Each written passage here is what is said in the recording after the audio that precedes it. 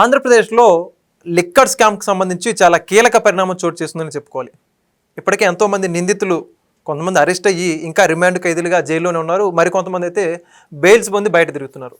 అయితే ఎట్టకేలకు ఈ యొక్క లిక్కర్ కేసుకు సంబంధించి విజిల్ బ్లోయర్గా ఉన్నటువంటి విజయసాయిరెడ్డికి దేశంలోనే అత్యంత ప్రతిష్టాత్మకమైనటువంటి విచారణ సంస్థ అయిన ఈడీ ఎన్ఫోర్స్మెంట్ డైరెక్టరేట్ ఈ యొక్క లిక్కర్ స్కామ్కి సంబంధించి విజిల్ బ్లోయర్గా ఉన్నటువంటి విజయసాయిరెడ్డికి ఈ నెల 22వ తారీఖు విచారణకి హాజరు కావాల్సిందిగా నోటీసులు అయితే అందించింది.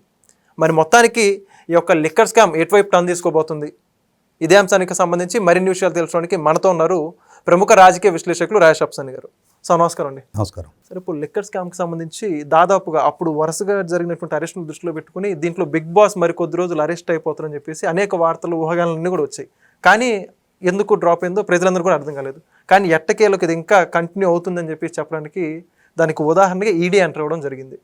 ఎట్టకేలకు ఈడీ విజయసాయిరెడ్డి ఇచ్చినటువంటి నోటీసుల దృష్ట్యా నెక్స్ట్ బిగ్ బాస్ అరెస్ట్ అతి కొద్ది దూరంలో అని చెప్పేసి వార్తలు వస్తున్నాయి. ఏమంటారు? ఇప్పుడు వాస్తవంగా జగన్మోహన్ రెడ్డి పరిపాలనా హయాంలో జరిగిన లిక్కర్ కుంభకోణం, ఆ లిక్కర్ కుంభకోణం విచారణ జరుగుతూ అరెస్టులు జరుగుతున్న ప్రతి సందర్భంలో కూడా సరే రాజకాశిరెడ్డిని అరెస్ట్ చేశారు, జగన్ రెడ్డి ఎప్పుడు, సరే కృష్ణమోహన్ రెడ్డిని అరెస్ట్ చేశారు, జగన్ రెడ్డి ఎప్పుడు, సరే మిథున్ రెడ్డిని అరెస్ట్ చేశారు, జగన్ రెడ్డిని ఎప్పుడు. అంటే పదే పదే ఇన్ని సందర్భాల్లో ఇంతగా జగన్ రెడ్డి పేరు ఎందుకు తలుచుకుంటున్నారు అని అంటే ఆయనే రాష్ట్ర పాలకుడు. ఆయన పాలనా హయాంలో జరిగిన కుంభకోణంలో ఆయన ప్రమేయం లేకుండా, ఆయనకి డబ్బులు ముట్టకుండా ఎవరో మిథున్ రెడ్డి, ఇంకెవరో రాజకాశిరెడ్డి, ఇంకెవరో చెవిరెడ్డి భాస్కర్ రెడ్డి, వీళ్ళు మాత్రమే కుంభకోణం చేశారా? వీళ్ళు మాత్రమే ప్రభుత్వ పాలసీని వీళ్ళే డిజైన్ చేసి ఆ పాలసీ మాటున ఆయనకు అసలు తెలియకుండా, ఆయనకి తెలియకుండా, ఎక్సైజ్ మినిస్టర్ నారాయణ స్వామికి తెలియకుండా, ఎక్సైజు సెక్రటరీలకు తెలియకుండా వీళ్ళ చేతుల మీదుగానే ఇంతటి కుంభకోణాన్ని వీళ్ళే నడిపించారా? అది ఎలా సాధ్యం? ప్రకృతి వనరైన ఇసుకని ముఖ్యమంత్రి హోదాలో చంద్రబాబు నాయుడు గారి ప్రభుత్వం ఉచితంగా ప్రజలకు ఇవ్వాలని ఒక పాలసీ డెసిషన్ తీసుకుంటే దానివల్ల ప్రభుత్వ ఆదాయానికి గండి కొట్టారని సాక్షాత్తు రాష్ట్ర ముఖ్యమంత్రిగా పనిచేసిన చంద్రబాబు నాయుడు గారి మీద ఈ జగన్మోహన్ రెడ్డి ప్రభుత్వం కేసు నమోదు చేయించింది కదా. మరి వాళ్ళ ఇంతటి కుంభకోణం జరుగుతుంటే ముఖ్యమంత్రికి జగన్మోహన్ రెడ్డికి సంబంధం లేకుండా ఎలా సాధ్యం? ఎప్పుడు జగన్మోహన్ రెడ్డిని విచారణకు పిలుస్తూ ఉన్నారు, ఎప్పుడు అతను అరెస్ట్ చేస్తూ ఉన్నారు అని చెప్పని వాళ్ళు వీళ్ళుగా తెలుగుదేశం శ్రేణుల్లోనే రకరకాలుగా తెలుగుదేశం సోషల్ మీడియాలోనే ఎప్పటి నుంచో చర్చ జరుగుతూ ఉంది. ఇటువంటి చర్చ జరుగుతున్న సందర్భంలో కూడా నాబోటాడుకున్న అవగాహన ఏంటి అంటే స్పష్టమైన సాక్ష్యాధారాలు సేకరించి అంతిమ దోపిడీదారుడు ఎవరు అనేది నిర్ధారించి తెలుగుదేశం పార్లమెంటరీ పార్టీ నాయకుడు లావు కృష్ణదేవరాయలు గారు పార్లమెంటు వేదికగా కేంద్ర ప్రభుత్వం దృష్టికి, దేశం దృష్టికి తీసుకొచ్చినట్టుగా వేలాది కోట్ల రూపాయలు విదేశాలకు తరలించబడ్డాయి అన్న అంశాలను కూడా నిర్ధారిస్తూ ఎవరెవరి ప్రమేయంతో ఏ స్థాయిలో ఈ మనీ లాండరింగ్ జరిగింది. ఎందుకంటే లంచం సొమ్ము ఎవడో వైట్ అమౌంట్ ఇవ్వడం, లంచం సొమ్ము మొత్తం కూడా నల్ల డబ్బు. ఈ నల్ల డబ్బుని తెల్ల డబ్బుగా చలామణి ఎవరెవరి ద్వారా ఏ స్థాయిలో ఎంతెంత డబ్బు ఎవరెవరు ఎప్పుడెప్పుడు ఎక్కడెక్కడ చేయించారు, ఏ కంపెనీలు ఇన్వాల్వ్ అయినాయి, ఏ వ్యక్తులు ఇన్వాల్వ్ అయ్యారు, ఏ సందర్భాల్లో ఎంతెంత అమౌంట్లు ఈ మనీ లాండరింగ్ జరిగింది అనేది గత కొన్నాళ్ళుగా చాప కింద నీరులాగా విచారణ జరుగుతూ ఉంది.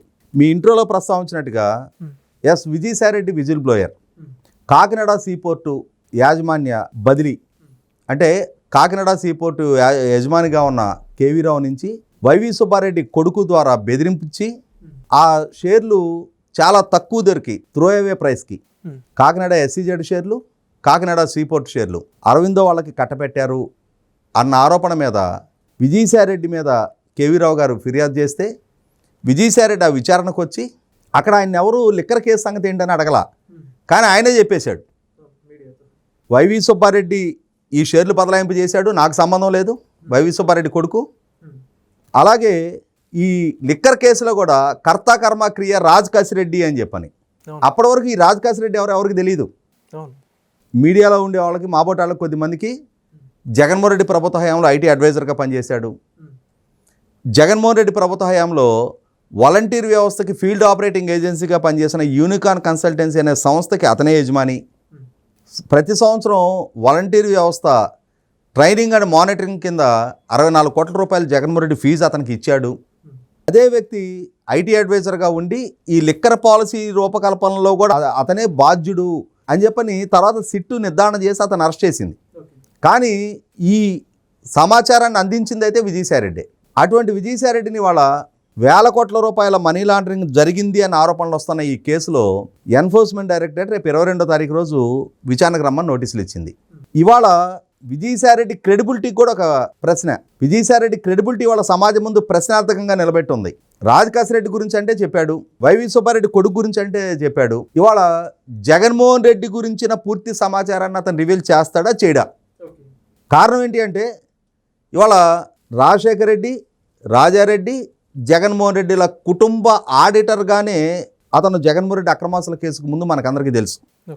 మనకందరికి కూడా వాస్తవంగా తెలియదు. సిబిఐ విచారణలో వాళ్ళ కుటుంబపు ఆడిటర్గా ఉన్న ఈ సదరు విజయసాయిరెడ్డి ఆ రోజు జగన్మోహన్ రెడ్డి వాళ్ళ నాయన అధికారాన్ని అడ్డం పెట్టి సంపాదించుకున్న ఆస్తులకి మాస్టర్ మైండ్గా ఇతనే పనిచేశాడు అని చెప్పని జగన్మోహన్ రెడ్డి మీద నమోదు చేసిన 11 సిబిఐ ఛార్జ్షీట్లో అక్యూజ్ నెంబర్ 1గా జగన్మోహన్ రెడ్డిని పెడితే అక్యూజ్ నెంబర్ 2గా విజయసాయిరెడ్డి ప్రస్తావన వచ్చింది. ఆయన 16 నెలలు ఉంటే ఈయన కూడా 16 నెలలు జైల్లో ఉన్నాడు. అంతకుముందు ఈయన ఎవరికి తెలియదు. కొత్తగా ఆ కుటుంబంతో సంబంధ బాంధవ్యాలు పెనవేసుకుపోయి ఉన్న విజయసాయిరెడ్డి 2019లో ఆయన ముఖ్యమంత్రిగా పదవి బాధ్యతలు చేపట్టే నాటికి ఆ పార్టీ రాజ్యసభ సభ్యుడిగా, పార్లమెంటరీ పార్టీ నాయకుడిగా కేంద్ర ప్రభుత్వంతో కూడా చక్కటి సయోధ్య కనపరుస్తా కేంద్ర పెద్దల ద్వారా జగన్మోహన్ రెడ్డికి కూడా కొంత సానుకూల వాతావరణాన్ని సెట్ చేసిన ఆ పార్టీలో కీలక నాయకుడిగా 2019లో ఆ ప్రభుత్వం అధికార బాధ్యతలు చేపట్టిన తర్వాత ఉత్తరాంధ్ర ప్రాంత పార్టీ సమన్వయకర్తగా ఒక డీఫాక్టో చీఫ్ మినిస్టర్గా ఆ ప్రాంతంలో చలమణయ్యి ఆ పార్టీలో జగన్మోహన్ రెడ్డి గారు వ్యక్తిగత కేసుల్లో అక్యూజ్ నెంబర్ 2గానే కాకుండా ఆ పార్టీలో కూడా నెంబర్ 2గా చలమణైన విజయసాయిరెడ్డికి తెలియని రహస్యాలు ఆ పార్టీలో జగన్మోహన్ రెడ్డి గారి కుటుంబ ఆర్థిక వ్యవహారాల్లో ఏముండవు.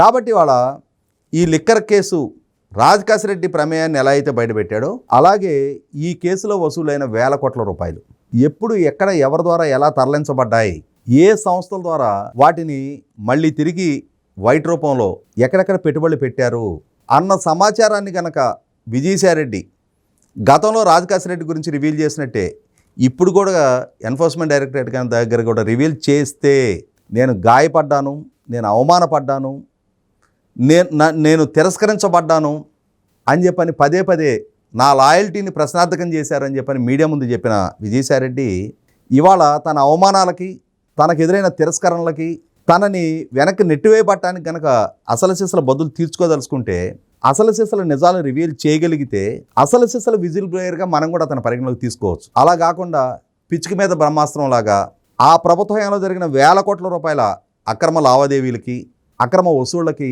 రాజకాశిరెడ్డిని మాత్రమే బలిపశువుని చేసేసి జగన్మోహన్ రెడ్డి ప్రమేయం ప్రస్తావన చెప్పాల్సి వచ్చేటప్పటికి మాత్రం చెప్పకుండా కప్పదాటు సమాధానాలు కనుక చెబితే ఖచ్చితంగా విజయసాయిరెడ్డి కూడా అక్యూజ్డ్గా నిలవాల్సి వస్తుంది. ఇవాళ అతను అప్రూవరా, అక్యూజ్డా, తన స్థానం ఏంటి, తన ప్రమేయం ఏ విధంగా ఉండాలి అనుకుంటున్నది విజయసాయిరెడ్డే డిఫైన్ చేసుకోవాలి.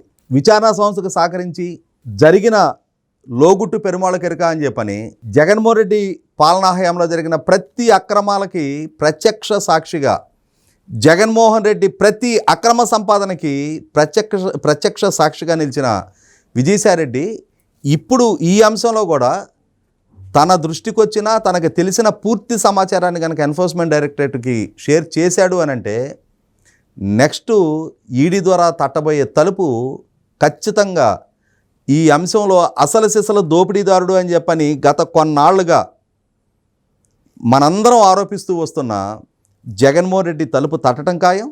అలా తట్టిన క్షణాన స్పష్టంగా ఇప్పటివరకు జరిపిన విచారణలో తేటతెల్లమైన సాక్ష్యాధారాలను బేస్ చేసుకొని, ఎందుకంటే మొన్నే ముంబైకి సంబంధించిన మనీ లాండరింగ్ నిపుణుడు నిఖిల్ చోక్రా అరెస్ట్ అయ్యి జైల్లో ఉన్నాడు. కాబట్టి స్పష్టంగా ఇప్పటికే సేకరించిన సమాచారంతో స్పష్టమైన సాక్ష్యాధారాలు ఎదురుపెట్టి కనుక ప్రశ్నించినప్పుడు ఎవరెవరు దీంట్లో ఇన్వాల్వ్ అయ్యారో, ఎవరెవరికి ఎంతెంతటి లబ్ధి చేకూరిందో, ఎవరు ఆదేశించారో, ఎవరు పాటించారో, ఎవరు అమలు చేశారో అనే స్పష్టతతో కూడిన సమాచారంతో జగన్మోహన్ రెడ్డిని కూడా పిలిచి విచారించడానికి ఆస్కారం ఉంది. అలా విచారించినప్పుడు ఇప్పటి వరకు చంద్రబాబు నాయుడు గారు జగన్మోహన్ రెడ్డి విషయంలో మెతక వైఖరి ప్రదర్శిస్తున్నారు అన్న ఆరోపణలు అన్నిటికీ కూడా సమాధానం చెప్తూ సిట్ ద్వారా కాకుండా ఎన్ఫోర్స్మెంట్ డైరెక్టరేట్ ద్వారానే జగన్మోహన్ రెడ్డి అరెస్టు జరగటం ఖాయం అని చెప్పి నాలాంటి వాళ్ళు చాలా సందర్భాల్లో చెప్పాం. దానికి బలం చేకూర్చే విధంగానే ఇప్పుడు విజయసాయిరెడ్డిని విచారణకు పిలవడం జరుగుతూ ఉంది. నా అంచనా తప్పు కాకుండా ఉంటే తక్కువ కాలంలోనే జగన్మోహన్ రెడ్డిని కూడా ఎన్ఫోర్స్మెంట్ డైరెక్టరేట్ విచారణకు పిలవటం ఖాయం. నేను అనుకోవటం గతంలో చెంచులగూడ జైలు చూసిన జగన్మోహన్ రెడ్డి భవిష్యత్తులో తీహార్ జైలు ప్రాప్తిరస్తు అనేది నాకు అందుతున్న సంకేతాలు కళ్ళ ముందు కనిపిస్తున్న సమాచారం. Thank you. Please subscribe to Leo News for more videos.